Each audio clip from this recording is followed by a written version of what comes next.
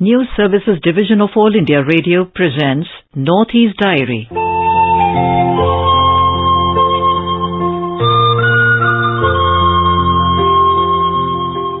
Good evening. Welcome to this edition of Northeast Diary. Here we bring you the latest developments from India's unexplored Northeast region. Today we bring you an interview with Akashdeep, who is the Commissioner Secretary, Environment and Forest Department, Assam, on Gajutsav 2023. We will also talk about a Shillong-based foundation which instills faith in children's safety.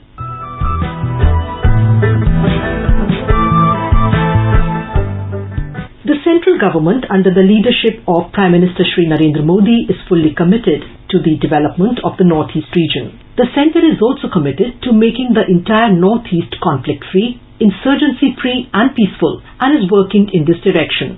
It has been seen in the last 9 years that due to the efforts of the government along with the cooperation of the people of the region, there has been peace in the Northeast.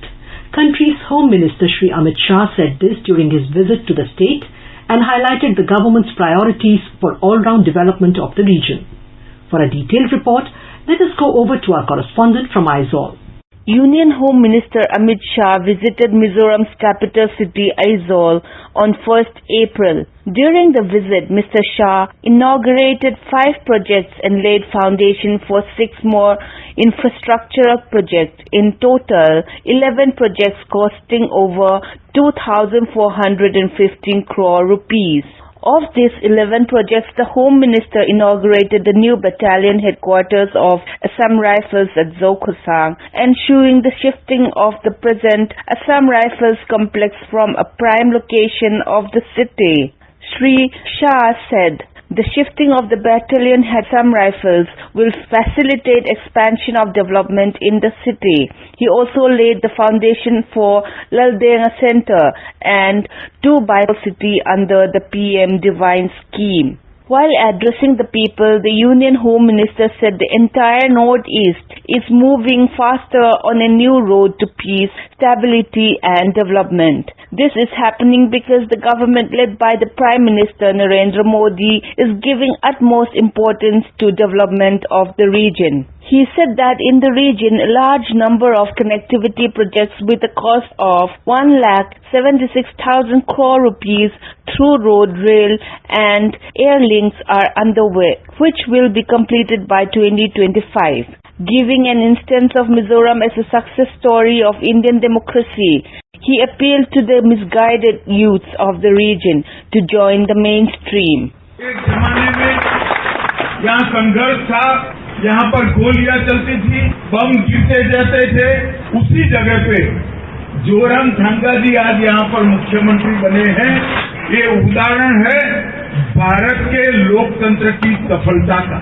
और आज मैं पूर्व north east में जो थोड़े बहुत भी संगठन संघर्ष का रास्ता अपनाए हैं, उनको अपील करना चाहता हूं कि आइए, मेन स्ट्रीम में आइए, डेमोक्रेटिक प्रोसेस का हिस्सा बनिए और भारत के और नॉर्थ ईस्ट के विकास के अंदर आपका योगदान दीजिए। मिजोरम ये पूरी दुनिया के सामने लोकतंत्र की विजय का एक अभूतपूर्व उदाहरण है। The Home Minister also highlighted the efforts of the government in bringing peace in the region. 2014 के कंपैरिजन में 2021 में हिंसक घटनाओं में 67% कमी आई है और सुरक्षा बलों के मृत्यु में 60% की कमी आई है और 2014 से अब तक लगभग 8,000 उग्रवादी संगठन के युवा सरेंडर कर मेन स्ट्रीम में आना पसंद किया है और मेन स्ट्रीम में आ चुके हैं। हमने 2019 में NLFT के साथ त्रिपुरा में समझौता किया, 2020 में भ्रू समझौता कर लगभग 37,000 व्यक्तियों को त्रिपुरा में पुनर्वास दिया, 2021 में बोडो समझौता कर असम के अंदर शांति की स्थापना की और 2022 में कार्बी आंगलोंग का समझौता कर असम के ऊपरी हिस्से में भी हमने शांति की स्थापना के लिए महत्वपूर्ण कदम उठाए. Shri Shah further said that the central government will leave no stone unturned to explore opportunities of Mizoram in tourism, bamboo cultivation and solar energy. Referring to the upcoming Kaladan multimodal transport project linking to Myanmar, the Home Minister said Kaladan project will boost and expand businesses in Mizoram and the Northeast as well. For Northeast Diary with Subhashish Chanda, this is Irene from Aizawl.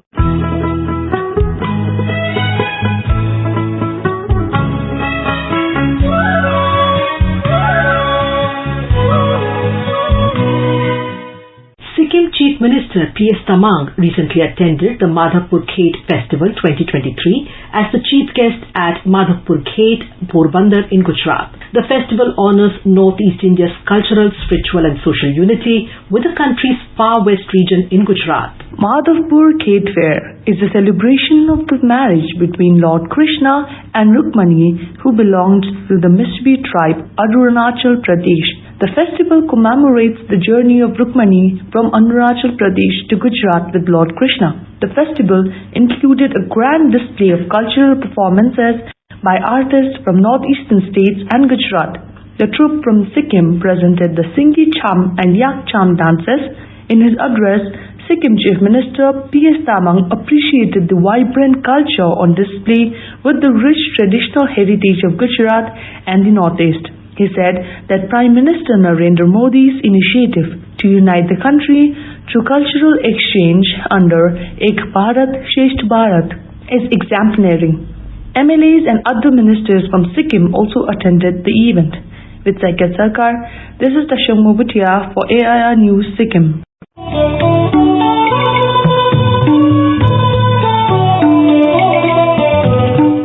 10 years ago, 4 young women who were engaged in social work and in campaigns against child trafficking formed the Faye Foundation in Shillong with the objective to create a safe environment for children. The foundation on Monday celebrates its 10th anniversary with the launching of My Safe campaign. A report. With the cases of sexual assault among young minor girls is on the rise, the state government needs to introduce personal safety education program in all the schools as an attempt to create a safe environment among children. It is also equally important as society to create more noise on the issues of child rights and child sexual abuse. This is Lamphang Namspung for Northeast Diary from AIR News Shillong. So in the last 10 years, one of the main things I've been doing is working with schools, and we have what is called the Personal Safety Education Program, and teaching children about safe and unsafe touches. Because we feel that children need to know, need to understand so that they can protect themselves. And also stressing on the fact that they need to report to somebody. Because child sexual abuse is very spoken about. It's a taboo. And for the highest percentage of it, you could say it happens at home. So we feel that working with children would be the best. And of course, there's also a need to also work with parents. So, working with parents, working with, school teachers. Apart from that, with the communities, we've been trying to see how we can build girls' leadership so that they can also, be at par with, their male counterparts or the boys, We bring in both girls and boys to respect each other. Then apart from that, we've been running, campaigns. This is the first campaign that we are launching, but, in the past 2 years, we've had, the Walk for Freedom that we've done in collaboration with other organizations. And we've also done, the Child Safety Week, which is done every year, I think starting off, November, Children's Day, and end of International Children's Day. And this is a kind of a worldwide movement that is happening all over the world, and how we as an organization based here in Shillong, we are, holding hands with other organizations to create, sensitize people to create more noise, on the issues of child rights and child sexual abuse. This is Lamphang Namspung for Northeast Diary from AIR News Shillong. Nagaland hosted the 4th and final B20 session organized in the Northeast as part of the G20 Dialogue Forum for the Global Business Community on April 5th.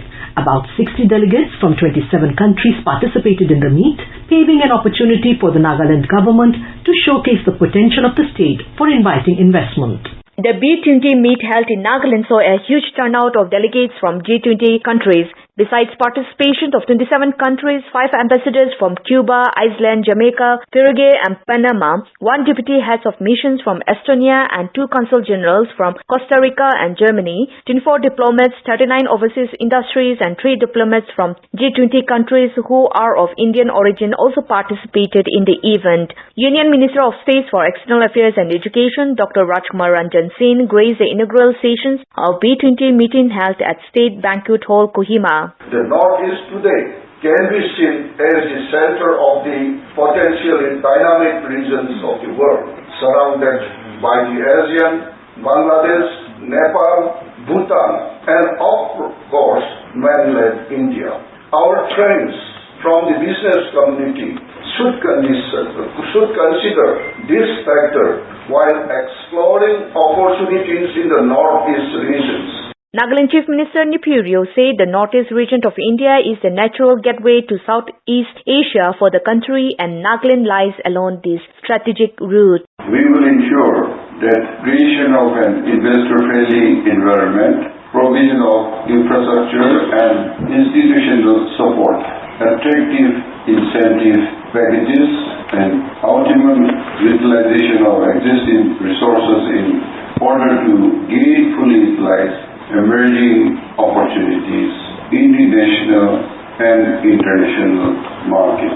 The visiting delegates were given an experience of Naga culture and traditions through Mini Hornbill Festival at the Naga Heritage Village, Kisama. For Northeast Diary, this is Asunyo from AIR News, Kohima.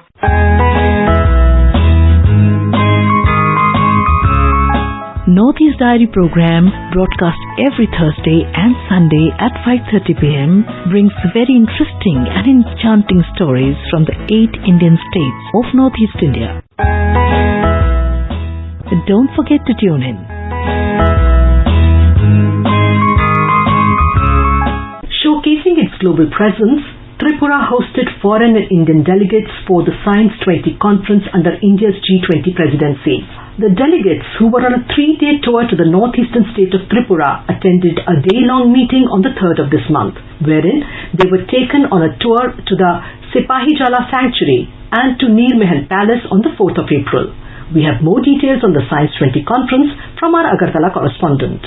It was a momentous occasion for the state of Tripura this week to host the delegates of the Science 20 and present itself on a global map. The Science 20 conference that was held at the Hapania International Fairground on the 3rd of this month had 9 sessions on various topics. Delegates from Bangladesh attended the event as invitee members. The delegates who arrived via a special chartered flight on the 2nd of April were welcomed by cultural troops at various places on their way from the airport to the hotel. Later, they visited the Albert Ecka War Memorial and paid tributes to the martyrs besides planting saplings. They then visited Kumari Tilla, where they witnessed the spectacular musical fountain show. The conclave, titled Clean Energy for Greener Future, saw India flagging the core issues related to climate change. Principal Scientific Advisor to the Government of India, Mr. Ajay Sood, in his introductory address said that the world is faced with an unprecedented issue which require immediate action in order to save the future. He said that these issues should not be postponed any further. Professor Sood said on the 4th of January, the Green Hydrogen Mission was launched by the centre. He said the cost of the mission is almost 18,000 crore rupees. He said this mission reflects the seriousness of the government to address the issue of climate change. It is important that we all get together, united through common goals, enabled by transformative technological advances, driven by radical ideas, grounded in powerful yet compassionate thought leadership through innovative practices based on disruptive traditional approaches, through collaborative approach, built on strong foundations laid on by courageous individuals who dare dream bigger than ever before. There were 3 sub-themes that were discussed in the conference: namely the one pertaining to the green hydrogen that has been catching the attention of countries the world over. How ocean-based technologies can help the mankind to harness vast amounts of energy through the tidal currents and new generation of energy storage, which tells that we need to think beyond lithium electrochemistry. Chair India Mr. Ashutosh Sharma quoted Prime Minister Narendra Modi, where he said that innovation is important not just for combating climate change, but also for climate justice. He said all the challenges pertaining to sustainable development is totally a global challenge. As a reason, he said, G20 assumes great importance. He also said that hydrogen is the future and work is taking place on this particular form of clean energy around the world. The theme of this year's 20 is Disruptive Science for Sustainable Development. We will discuss in today's meeting how various aspects of disruptive science in the domain of clean energy can interact with the ever-changing energy space. In this context, there are three sub-themes in today's discussion. The first one, green hydrogen, which is really getting the attention of all the countries.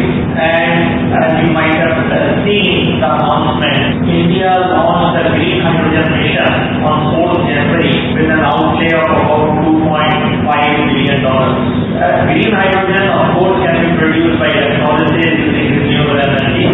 But another attractive area, which is very important for many countries, including India, is the biomass-produced green hydrogen. Delegates from other countries were also seen on the same page with regards to using clean energy and green hydrogen. On the 4th of April, which was the last day of their visit to Tripura, the delegates took a stroll at the Oxygen Park, which is considered as the green lung of Agartala city. After taking the stroll in the park, spread over 30 hectares, some delegates participated in the refreshing yoga session. Later that evening, they visited the famous Neer Mahal Palace, which was a summer vacation destination of Bir Bikram Kishore Manikya Bahadur, the last king of the Manikya dynasty.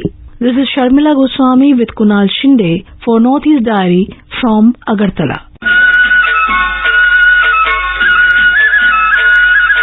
And now we bring you an interview with Akashdeep, who is the Commissioner Secretary Environment and Forest Department Assam on Gaj Utsav 2023 and President Draupadi Murmu's participation. AIR correspondent Manas Pratim Sarma spoke to Akashdeep. Sir, would you please tell us what is the purpose of organizing the Gaj Utsav 2023 in Assam and particularly at the Kaziranga National Park? Gaj Utsav is like we celebrate the wildlife and especially the elephants. As we know that elephants are integral part of our culture.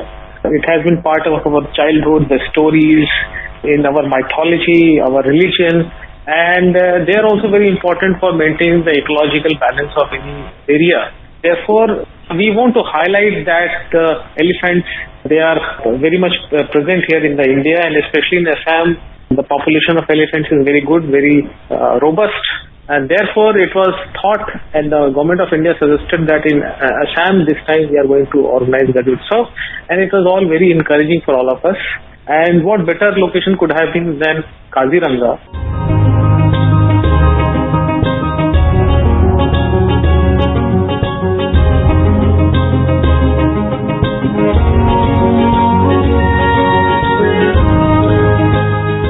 Because Kaziranga, it is already very popular and will be highlighted for such events.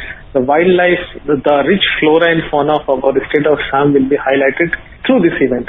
So that was a purpose, and I'm hopeful that this event will be a very good success, and it will bring Assam at the center stage of wildlife, elephants, and ecotourism, especially in the national as well as in the international arena.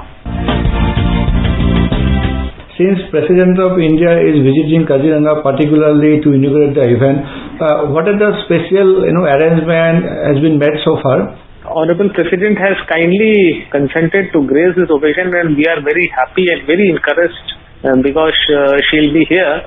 We'll get the highlight and in presence of her and other dignitaries present, that is Union Minister of Forest and also our Honorable Chief Minister will get the due importance, and this event will be highlighted all over the country and also internationally. So we are quite hopeful that because of her presence, this Gajotsav is going to be a very grand success.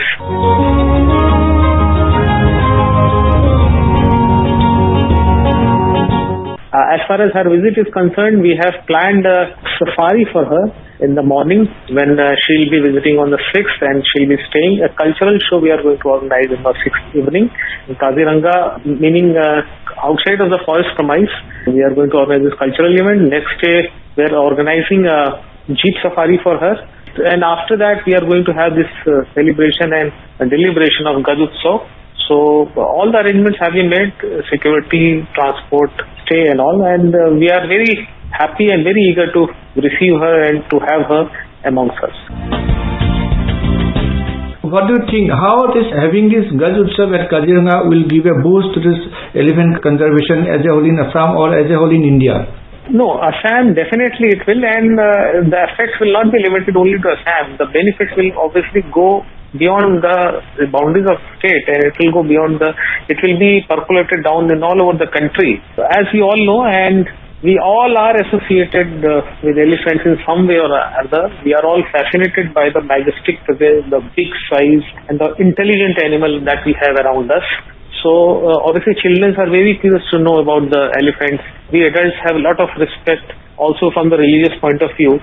So I'm sure because of this Gajotsav, the issues of elephants will be highlighted. Yes, there are some issues also in the state of Assam regarding man and elephant conflict, and the effective addressing of such issues will also be discussed, and how such conflicts can be avoided. A roadmap, I'm sure, will come out of it. Okay. Since the number of poaching has drastically reduced in Kaziranga National Park, which is a very success story in wildlife conservation, how your department is going to present this in a national scenario, or even in front of Honorable President of India? Yes, definitely. I mean, you are very right that Kaziranga and other wildlife sanctuaries have very excellent record for last few years as far as poaching of wild animals is concerned. We have been able to effectively control them. And a lot of credit goes to the efforts and the importance given by our Honorable Chief Minister that this should not be allowed. So a lot of seriousness has gone, a lot of efforts, combing operation, rescue, and a lot of equipment we have provided to these wildlife forces. We are also going to raise a new battalion as per direction of Honorable Chief Minister, so as to give even more effective protection to our wildlife. Definitely we are going to showcases, and probably that is also one of the reasons that Government of India selected Assam as one of the states to have this event. This is a very prestigious event, and we are quite hopeful and we are very happy to have this event to be organized in the state of Assam. Finally, what will be the number of participants in the Gajotsav apart from Honorable President and Ministers, and what are the line departments are taking part in this event? Yes, I think on the public interaction of the Gajotsav, that is on the 7th morning, we expect more than 8 to 10,000 number of people coming there, it being a forest area and a limited area. And we expect a lot of participation from the people over there, international experts, wildlife enthusiasts, ecologists, local population, local representatives, officers. So many people are coming, our media persons, and we are all looking forward for this event. All 9 departments are cooperating with us, be in some form or other. The culture department is showcasing the rich and diverse cultural items of the state of Assam, which will be showcasing before Honorable President. The other departments are doing their bit. PWD is doing the construction work and repairing works, electricity. They are maintaining the proper supply of power. Tourism is promoting their own circuits through this. So I'm sure everybody is coming into this event and leveraging it, and they see this as an opportunity to work together to make Assam's wildlife and forest sector to a very robust one. We can showcase that this is a very good opportunity for all the tourists who can come here and enjoy the wildlife and the flora and fauna of Assam. Okay, thank you, Mr. Rohatgi, for giving us the valuable input and your time. Thank you. Thank you, Mr. Manas.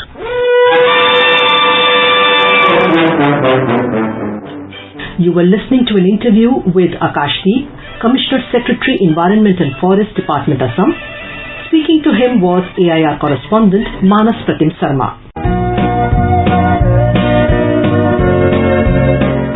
And now we bring you a song by Rundan Sangi, who is an eminent personality in the domain of art and culture of Mizoram.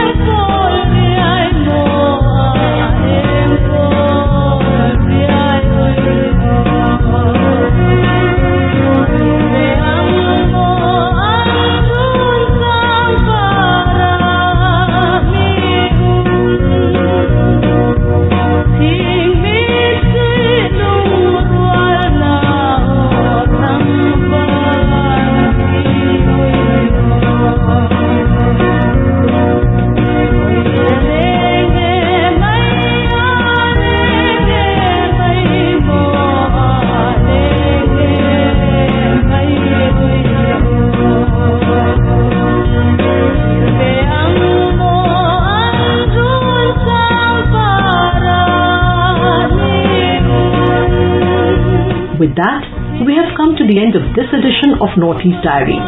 Do join us next week to hear more stories from this enchanting part of India. Bye-bye. This program was presented by Anubha Rohatgi, scripted by Suparna Saikia, produced by Sharmila Goswami, and assisted by Kamlesh Mudgal. It was brought to you by the News Services Division of All India Radio.